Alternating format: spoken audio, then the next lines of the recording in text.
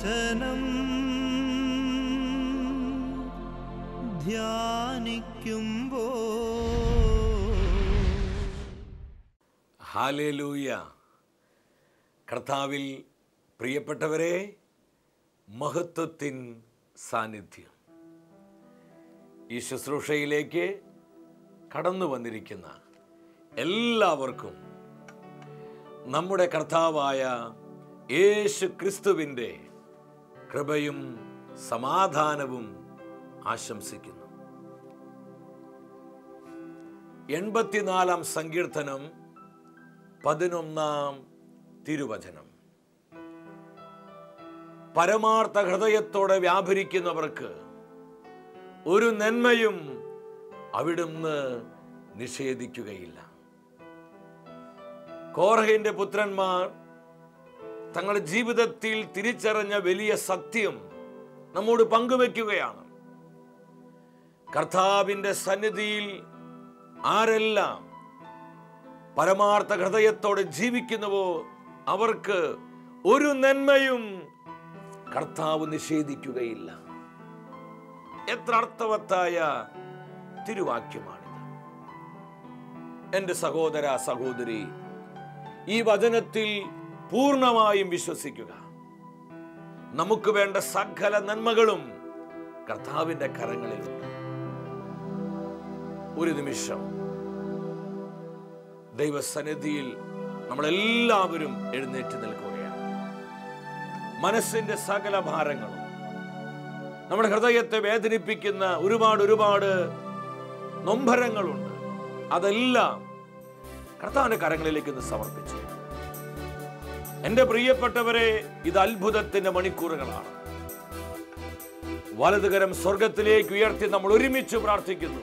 കർത്താവായ ദൈവമേ, പരിശുദ്ധാത്മാവിനെ വർഷിക്കണമേ, പരിശുദ്ധാത്മാവേ വരണമേ, അത്ഭുതങ്ങളും അടയാളങ്ങളും ഞങ്ങൾക്ക് നൽകണമേ. Hallelujah, hallelujah. പരിശുദ്ധാത്മാവേ ഞങ്ങളിൽ പ്രവർത്തിക്കണമേ. കരങ്ങൾ അടിച്ച് നമ്മളായിരിക്കുന്നിടത്ത് വലിയ ദാഹത്തോടെ ആത്മനിറവിന് വേണ്ടി പാടി പ്രാർത്ഥിക്കാൻ പോവാണ്.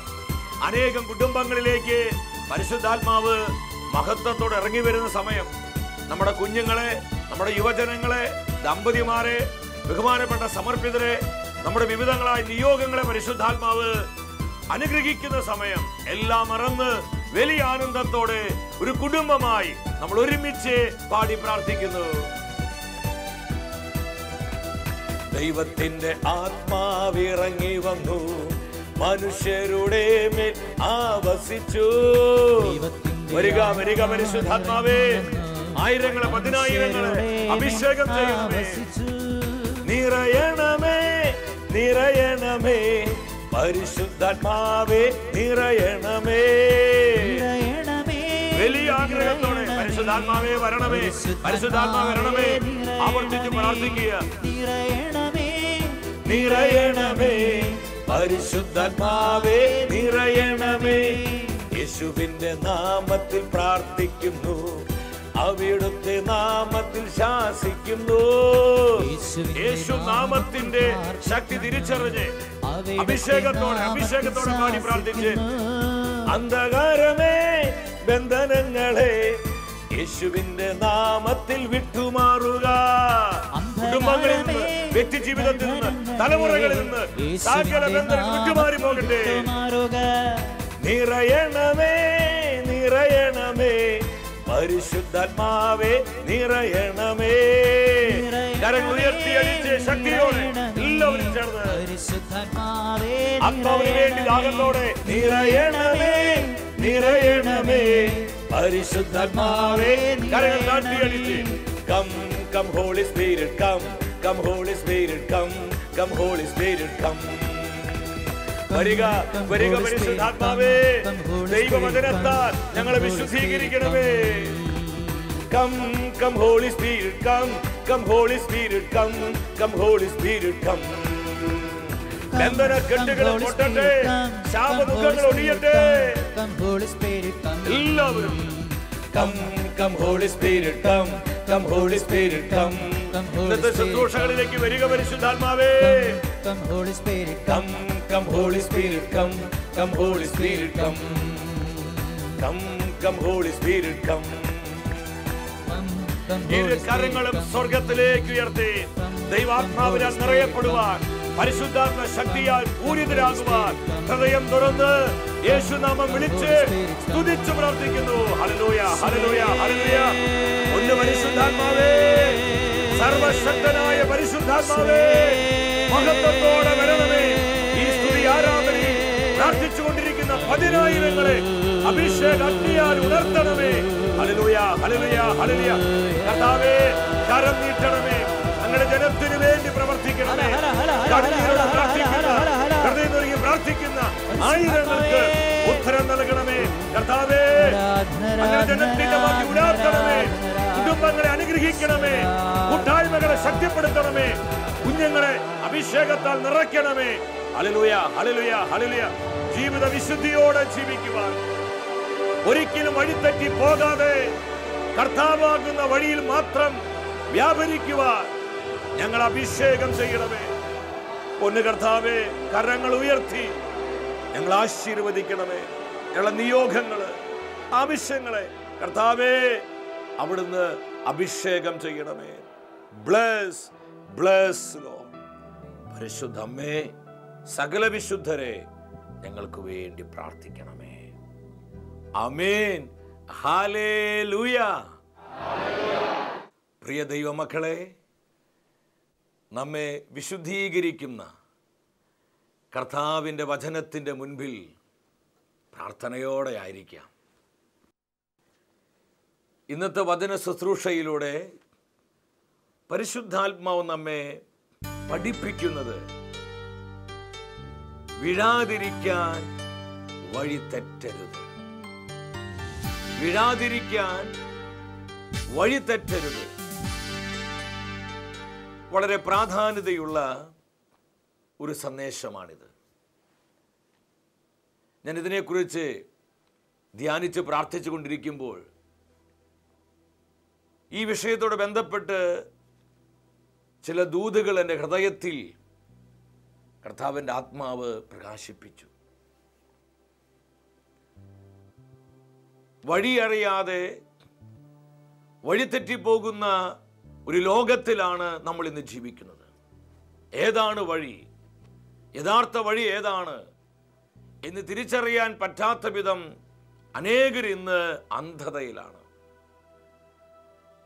ലോകം കാണിച്ചു തരുന്ന പല വഴികളിലൂടെ സഞ്ചരിച്ച് അനേകം ജീവിതങ്ങൾ ഇന്ന് വലിയ തകർച്ചയിലായിരിക്കുന്നു.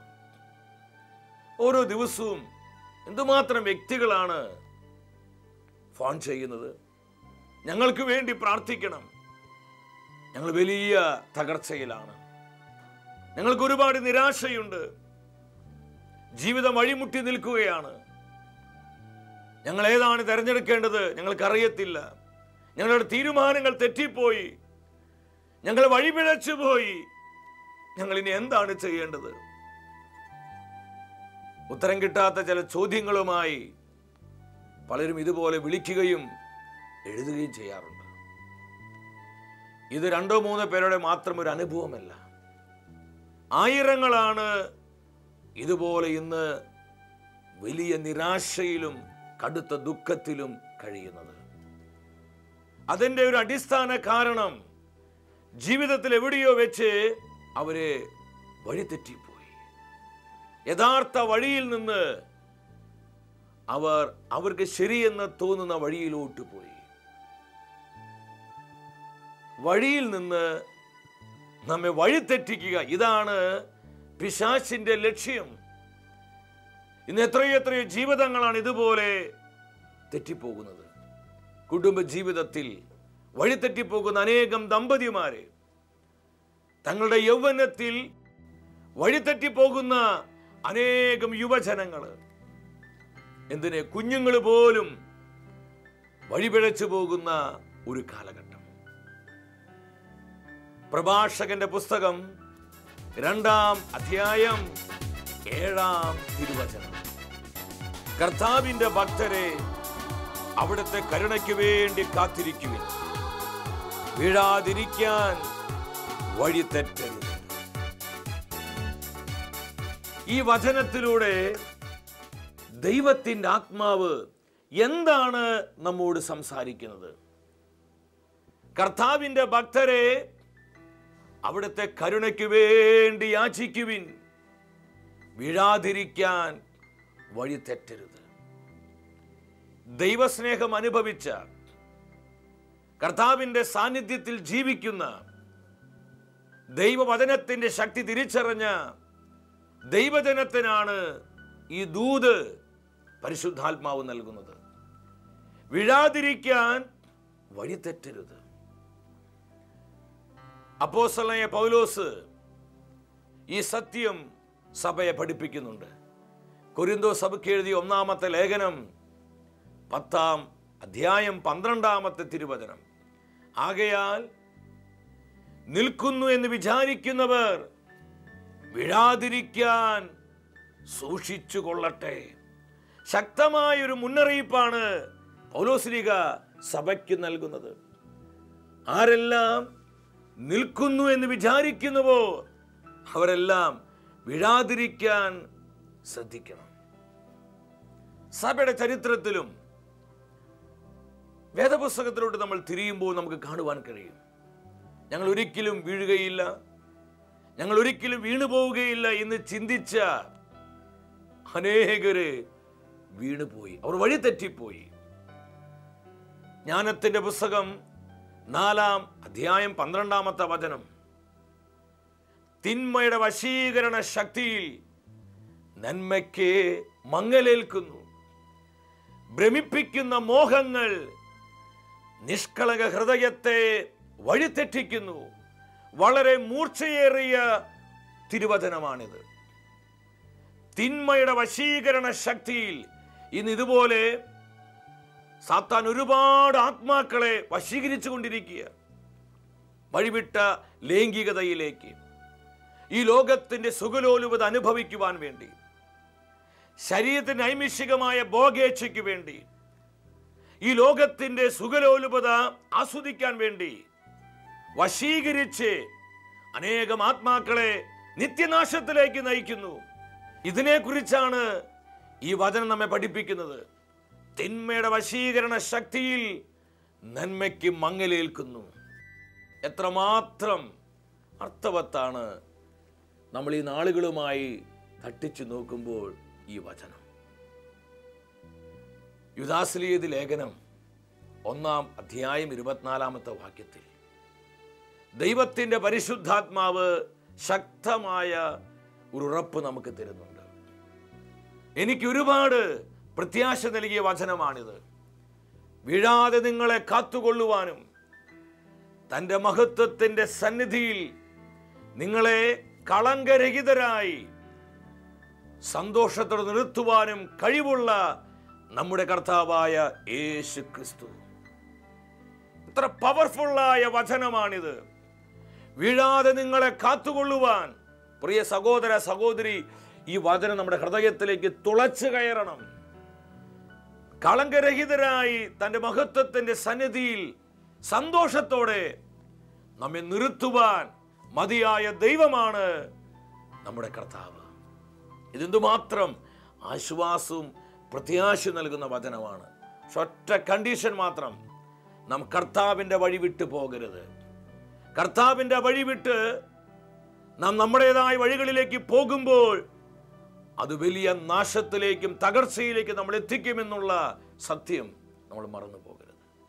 സുഭാഷിത പുസ്തകം 14-ാം അധ്യായം 12-ാമത്തെ വചനം.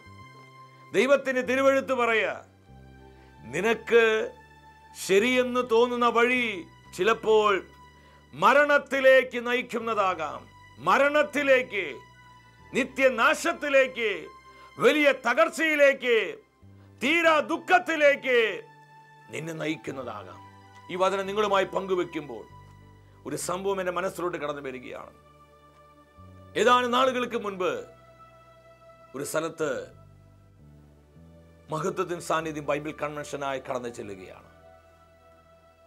2 ദിവസങ്ങൾ പിന്നിട്ടപ്പോൾ ഒരു സഹോദരി, അവളുടെ കയ്യിൽ 2 കുഞ്ഞുങ്ങളുണ്ട്. പൊട്ടി പൊട്ടി കരഞ്ഞ് വളരെ വേദനയോടെ അവൾ എൻ്റെ അരികിൽ വന്ന് ചോദിച്ചു, ബ്രദറെ, എന്നെ ഓർമ്മയുണ്ടോ? ഞാൻ അവളിന്ന് സൂക്ഷിച്ചു നോക്കി, എനിക്ക് പെട്ടെന്ന് മനസ്സിലായില്ല. അവൾ എന്നോട് പറഞ്ഞു, 6 വർഷങ്ങൾക്ക് മുൻപ് എൻ്റെ മാതാപിതാക്കളോടൊപ്പം ഞാൻ ബ്രദറിൻ്റെ ധ്യാനം കൂടിയിട്ടുണ്ട്. ഈ സമയത്ത് എനിക്കൊരു ചെറുപ്പക്കാരനുമായി തെറ്റായ ബന്ധമുണ്ടായിരുന്നു. നല്ല സാമ്പത്തിക ശേഷിയുള്ള ഭവനം, ദൈവഭയത്തിൽ ജീവിക്കുന്ന ഒരു കുടുംബം. ആ മാതാപിതാക്കൾ വളരെ തകർന്ന ഹൃദയത്തോടെയാണ് തങ്ങളുടെ മകളെ ആ ധ്യാനത്തിനായിട്ട് കൊണ്ടുവന്നത്. ധ്യാനത്തിന് 3-ാമത്തെ ദിവസം ഈ പേരൻസ് തൻ്റെ മകളുമായി എൻ്റെ അരികിൽ വന്നു. അവൾ ഈ ചരിത്രങ്ങളൊക്കെ പറയാണ്. അവൾ എന്നോട് പറഞ്ഞു, ഞാൻ എൻ്റെ മാതാപിതാക്കളെ കണ്ണുനീരിലാഴ്ത്തി. അന്ന് ബ്രദർ എന്നോട് പറഞ്ഞിരുന്നു, മകളെ, നീ വഴി തെറ്റി പോകരുത്, ദൈവഹിതത്തിന് വിരുദ്ധമായ ഒരു ബന്ധവും നമുക്ക് വേണ്ട, ഒരു സുഖവും നമുക്ക് വേണ്ട. അന്ന് എനിക്കിത് മനസ്സിലായില്ല. ഇവള് പ്രണയിച്ച ആ ചെറുപ്പക്കാരൻ മദ്യപാനിയും കഞ്ചാവും മറ്റ് മയക്കമരുന്നിൻ്റെ ഒക്കെ അടിമയായിരുന്നു. ഇതെല്ലാം ഇവൾ അറിഞ്ഞിട്ടും അവൻ പറഞ്ഞ ആ വശീകരണ വാക്കുകളിൽ ഇവൾ സ്വാധീനിക്കപ്പെടുകയാണ്. നൊന്ത് പ്രസവിച്ച അമ്മയെയും പോറ്റി വളർത്തിയ അപ്പനെയും താൻ അതുവരെ വിശ്വസിച്ചു പോകുന്ന വിശ്വാസ സത്യങ്ങളെയും വിട്ടുകളഞ്ഞ് ആ ചെറുപ്പക്കാരന്റെ പുറകെ അവൾ ഇറങ്ങിപ്പോയി. 3 വർഷം കഴിഞ്ഞുള്ളൂ. അവന് പല സ്ത്രീകളുമായി ഇതുപോലത്തെ അവിഹിത ബന്ധങ്ങളുണ്ടായിരുന്നു. അവൻ ആഗ്രഹിച്ചതെല്ലാം ഇവളിൽ നിന്ന് കിട്ടിക്കഴിഞ്ഞപ്പോൾ കറിവേപ്പില പോലെ ഇവളെ വലിച്ചെറിഞ്ഞു. ആ ബന്ധത്തിൽ 2 കുട്ടികൾ ഇവൾക്കുണ്ടായി. 2-3 വർഷമായി അവൻ ഇവളിട്ടേച്ചു പോയി. ജീവിതം തകർന്ന് വളരെ ദുഃഖിതയായി നിരാശയായി അവൾ എന്നോട് ചോദിച്ചു, ബ്രദർ, ഞാൻ ഇനി എന്താ ചെയ്യേണ്ടത്?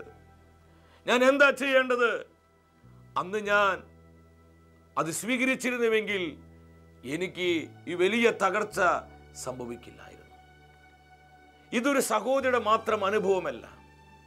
ഇതുപോലെ 100 സഹോദരി സഹോദരങ്ങളെ ഈ വിഷയത്തിൽ തകർന്ന് വേദനിക്കുന്നുണ്ട്. ആ സഹോദരിക്ക് എന്താ സംഭവിച്ചത്? ജീവിതത്തിൽ ഒരു പ്രധാന നിമിഷത്തിൽ അവൾ വഴിതെറ്റിപ്പോയി. അവൾ എടുത്ത തീരുമാനം, അവൾക്ക് ശരിയെന്ന് തോന്നിയ വഴി അവളെ ഇന്ന് തീരാ ദുഃഖത്തിലെത്തിച്ചു. എത്ര കൃത്യമാണ് ദൈവത്തിന്റെ വചനം! നിനക്ക് ശരിയെന്ന് തോന്നുന്ന വഴി മരണത്തിലേക്ക് നയിക്കുന്നതാകാം. അതുകൊണ്ട് എൻ്റെ പ്രിയപ്പെട്ടവരെ, നമുക്ക് ഒരുപാട് വഴികളില്ല. നമുക്ക് ഒരേ ഒരു വഴിയുള്ളൂ, കർത്താവാകുന്ന വഴി. നമ്മൾ ഓരോ ദിവസവും പരിശോധിച്ചു കൊണ്ടിരിക്കണം. ഞാൻ വഴി വിട്ടു പോകുന്നുണ്ടോ? ഞാൻ വഴിതെറ്റി പോകുന്നുണ്ടോ? ഞാൻ യഥാർത്ഥ വഴിയിൽ തന്നെയാണോ? ഞാൻ കർത്താവാകുന്ന വഴിയിലാണ് ഞാൻ മുന്നോട്ട് പോകുന്നത്? ദൈവവചനത്തിന് അടിസ്ഥാനത്തിന്മേലാണോ ഞാൻ എൻ്റെ ജീവിതത്തെ പടുത്തുയർത്തുന്നത്? ഓരോ ദിവസവും നമ്മളിത് പരിശോധിച്ചു കൊണ്ടേയിരിക്കണം. നമുക്കറിയാം സാംസന്റെ ജീവിതം. ന്യായാധിപന്മാരുടെ പുസ്തകം 13-ാം അധ്യായം മുതൽ 16-ാം അധ്യായം വരെ സാംസൺ നിറഞ്ഞു നിൽക്കുകയാണ്. ഒരു സൂപ്പർ ഹീറോ ആയിട്ടാണ് സാംസൺ കടന്നു വരുന്നത്. ദൈവത്തിന്റെ അഭിഷേകം ശക്തമായി അധിവസിച്ചിരുന്നവൻ, കർത്താവിന്റെ കരങ്ങളിലെ ശക്തമായ ഉപകരണമായിരുന്നു സാംസൺ. സാംസന്റെ പേര് കേൾക്കുമ്പോൾ ശത്രുക്കൾ ഭയന്ന് വിറയ്ക്കുമായിരുന്നു. അതുപോലെ ദൈവജനത്തിനു വേണ്ടി ദൈവശക്തി പ്രകടമാക്കിയവൻ. എന്നാൽ സാംസൺ എന്താ പറ്റിയത്? അവൻ വഴി തെറ്റിപ്പോയി. ജീവിതത്തിന്റെ ഒരു പ്രധാന നിമിഷത്തിൽ അവന്റെ തീരുമാനം തെറ്റായിപ്പോയി. അവന് ശരിയെന്ന് തോന്നുന്ന വഴി പിഴച്ചുപോയി. കർത്താവിന്റെ വഴി വിട്ട് അവൻ ജഡീകമായ വഴികളിലേക്ക് പോയി. 14-ാം അധ്യായം 1-ാമത്തെ തിരുവാക്യം, സാംസൺ തിമ്നയിലേക്ക് പോയി. അവിടെ ഒരു സ്ത്രീയെ കണ്ടുമുട്ടി. അവളെ അവന് ഇഷ്ടപ്പെട്ടു. 3-ാം വചനത്തിൽ തിരുവെഴുത്ത് പറയാണ്, സാംസൺ തന്റെ മാതാപിതാക്കളോട് പറഞ്ഞു, അവളെ എനിക്ക് ഇഷ്ടപ്പെട്ടു, അവളെ എനിക്ക് തരിക. അവളെ എനിക്ക് ഇഷ്ടപ്പെട്ടു, അവളെ എനിക്ക് തരിക. ഇന്ന് അനേകം വ്യക്തികളുടെ ചിന്താഗതി ഇതാണ്. അവിടെ വിശ്വാസം എനിക്ക് വിഷയമല്ല, സഭ എനിക്ക് വിഷയമല്ല, വിശ്വാസ സത്യങ്ങൾ എനിക്ക് വിഷയമല്ല, കർത്താവിൻ്റെ പ്രബോധനങ്ങൾ എനിക്ക് വിഷയമല്ല. എനിക്ക് അവളെ ഇഷ്ടപ്പെട്ടു, എനിക്ക് ഈ പുരുഷനെ ഇഷ്ടപ്പെട്ടു, ഭർത്താവുണ്ട്, കുഞ്ഞുങ്ങളുണ്ട്, ഭാര്യയുണ്ട്, മക്കളുണ്ട്, കുടുംബജീവിതക്കാർ പോലും ഇത് എന്തുമാത്രം വഴിതെറ്റിപ്പോകുന്നു. എനിക്ക് അവളെ ബോധിച്ചു, അവൾ എനിക്ക് തരിക, അതിനുവേണ്ടി എന്തും ചെയ്യാനും മടിയില്ലാത്ത ഒരു ദുഷിച്ച കാലം. സാംസനെ ഇവിടെ നിന്ന് അവൻ പയ്യെ പയ്യെ തെറ്റി പോകാൻ തുടങ്ങി. അവനിത് മനസ്സിലായില്ല. വീണ്ടും 16-ാം അധ്യായത്തിലോട്ട് വരിക, 1-ാമത്തെ തിരുവാക്യം. സാംസൺ ഒരു സ്വൈരണിയെ കണ്ടു, അവളുമായി പാപം ചെയ്തു. വീണ്ടും 16-ാം അധ്യായം അതിൻ്റെ 6-7 തിരുവചനങ്ങളിലോട്ട് വരിക. അവൻ സോറയിലേക്ക് പോയി അവിടെ ദലീല എന്ന് പറയുന്ന ഒരു സ്ത്രീയെ കണ്ടുമുട്ടി. വഴിവിട്ട ബന്ധങ്ങളായിരുന്നു സാംസന്റെ തകർച്ചയ്ക്കുള്ള കാരണം. 16-ാം അധ്യായം 19-ാമത്തെ തിരുവാക്യം. സാംസന്റെ ശക്തി നഷ്ടപ്പെട്ടു പോയി. സാംസന്റെ ശക്തി നഷ്ടപ്പെട്ടു പോയി. 20-ാമത്തെ വചനത്തിൽ പറയാ, കർത്താവ് തന്നെ വിട്ടുപോയി എന്ന കാര്യം സാംസൺ അറിഞ്ഞില്ല. കർത്താവിന്റെ സാന്നിധ്യം സാംസനെ വിട്ടുപോവുകയാണ്. വീണ്ടും 22-ാം വചനത്തിൽ പറയാണ്, സാംസൺ അന്ധനായി, അവന്റെ കണ്ണുകൾ ചുഴുന്നെടുത്തു, അവൻ അന്ധനായി. ഓട്ടുചങ്ങലകൾ കൊണ്ട് അവനെ ബന്ധിച്ചു, അവൻ ബന്ധിതനായി, അവന് സ്വാതന്ത്ര്യം നഷ്ടപ്പെട്ടു. എന്തുകൊണ്ടാ ഈ ദുരന്തം സാംസൺ ഉണ്ടായത്? അവൻ വഴിതെറ്റിപ്പോയി. 25-ാമത്തെ വചനം പറയാണ്, ഒരു കുട്ടിക്കൊരങ്ങനെ പോലെ ഫിലിസ്തീനയുടെ മുൻപിൽ സാംസൺ അഭ്യാസം കാണിക്കുകയാണ്, അവൻ നൃത്തം ചെയ്യുകയാണ്. ശത്രുക്കൾ അത് കണ്ട് ആർത്തട്ടഹസിക്കുകയാണ്. സാംസന്റെ ജീവിതം ഒരു വലിയ ദുരന്തത്തിന്റെ വക്കിൽ നിന്നു. ഇതിന്റെ കാരണം എന്തായിരുന്നു? അവൻ വഴിതെറ്റിപ്പോയി. അപ്പോസ്തലനായ പൗലോസിന്റെ വാക്കുകൾ ഒരിക്കൽ കൂടെ ഓർക്കുക. നിൽക്കുന്നു എന്ന് വിചാരിക്കുന്നവർ വീഴാതിരിക്കാൻ ശ്രദ്ധിച്ചു കൊള്ളട്ടെ. സാംസന്റെ ആ വീഡിയോ നിങ്ങൾ പ്രാർത്ഥനാപൂർവം ശ്രദ്ധിച്ചു നോക്കിക്കേ.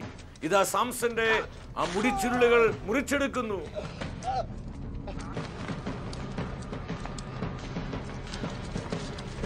അവന്റെ കണ്ണുകൾ കുത്തിപ്പൊട്ടിക്കുകയാണ്. നിങ്ങൾ ശ്രദ്ധിച്ചു നോക്കി.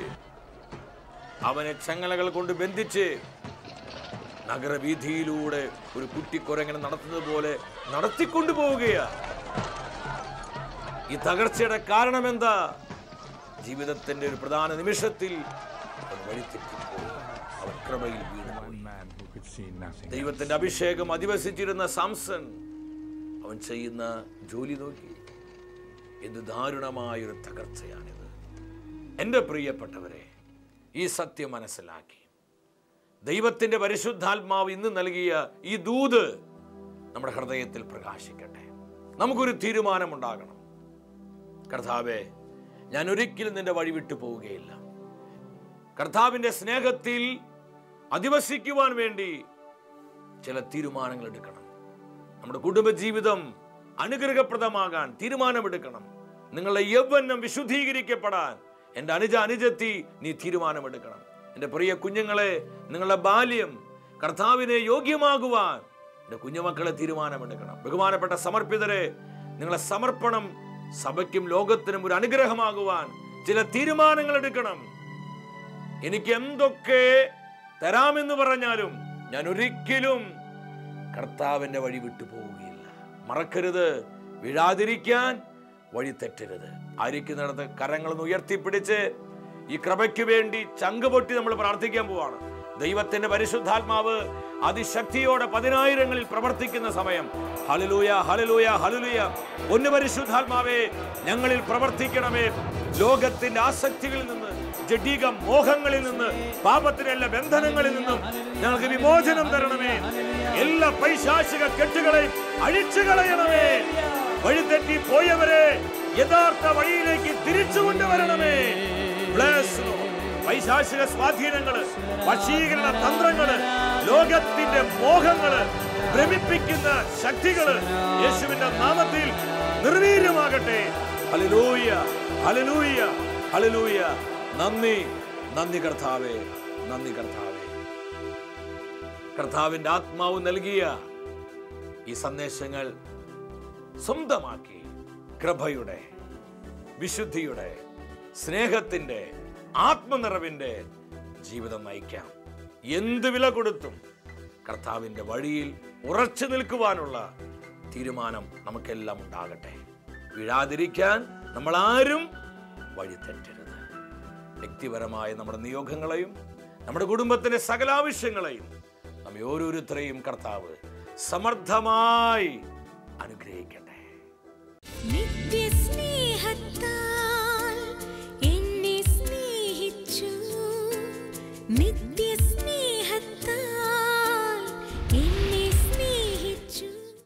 സ്നേഹത്തൂവാല കൊണ്ടു തുടയ്ക്കാം എൻ്റെ ഈശോയെ നിൻ പൂമുഖം.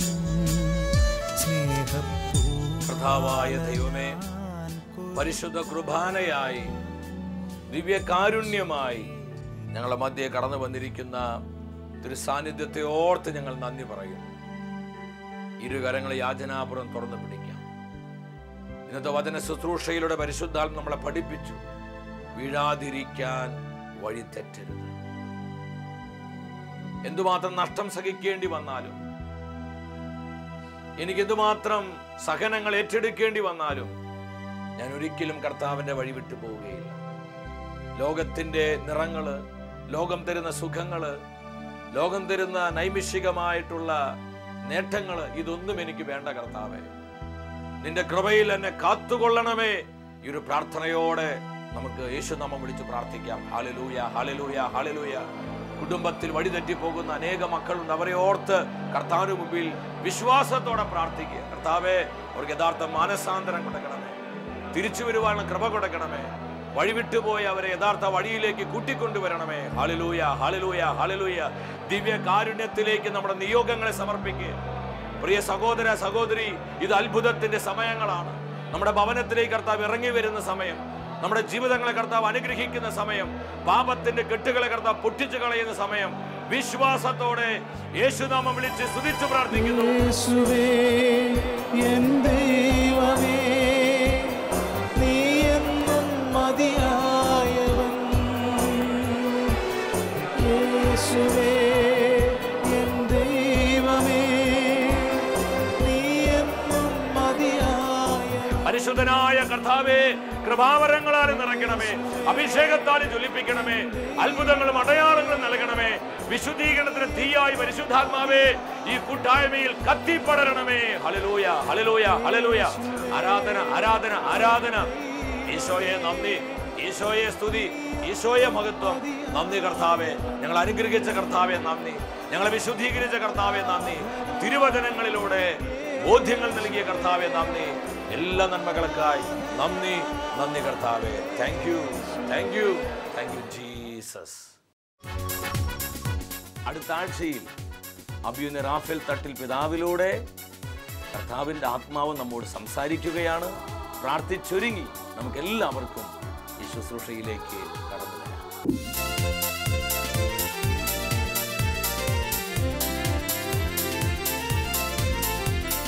മഹത്വമേ മഹത്വമേ മഹത്വത്തിൻ രാജാവേ, മഹത്വത്തിൻ സാന്നിധ്യം. മഹത്വമേ മഹത്വമേ മഹത്വത്തിൻ